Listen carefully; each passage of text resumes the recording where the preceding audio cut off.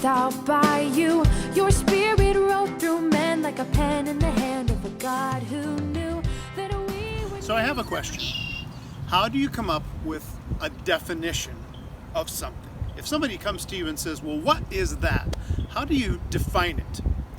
One of my teachers a long time ago taught me how to define something.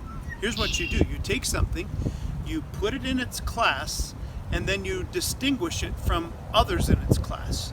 Now, I'm going to show you how to do that in a moment, but our question for today is this. What is God? This is question 2 of the New City Catechism. What is God? And the answer is God is the creator and sustainer of everyone and everything. He is eternal, infinite, and unchangeable in his power and perfection, goodness and glory, wisdom, justice, and truth.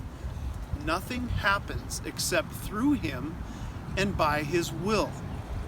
So I said the way you define something is you put it in its class and then you distinguish it from others in its class. I'll give you an example. Look what I have.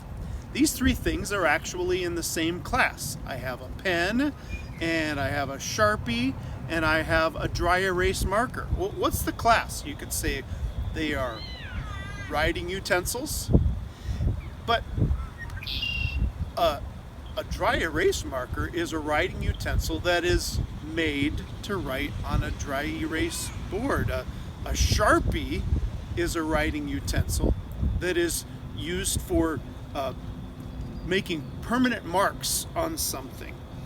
And this is a pen. It's my Pilot G2 pen that I really like. This is a writing utensil that is used for signatures, used for writing lists. So now you understand. Let me give you another example of this. How about books? How do you define this book?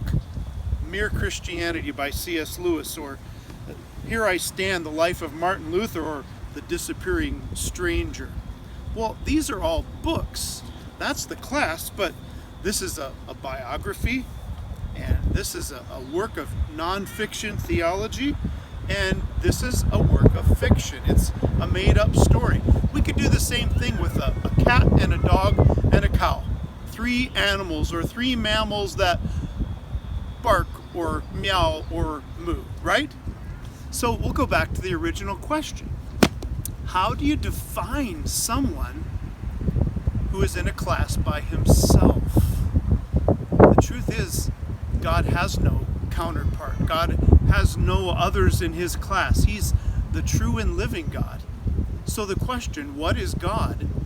We have to define it this way, by the ways he's shown himself to us. God is the creator and sustainer of everyone and everything.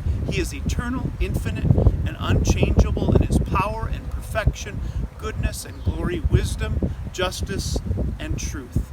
Nothing happens except through him and by his will. Did you know that that's, in a lot of places, what the Bible says about him? One example would be Exodus 15:11. It asks this question of God: Who is like you among the gods, O Lord? Who is like you, majestic in holiness, awesome in praises, working wonders? There was no one like him. But we still need to ask, what does God want me to know about him?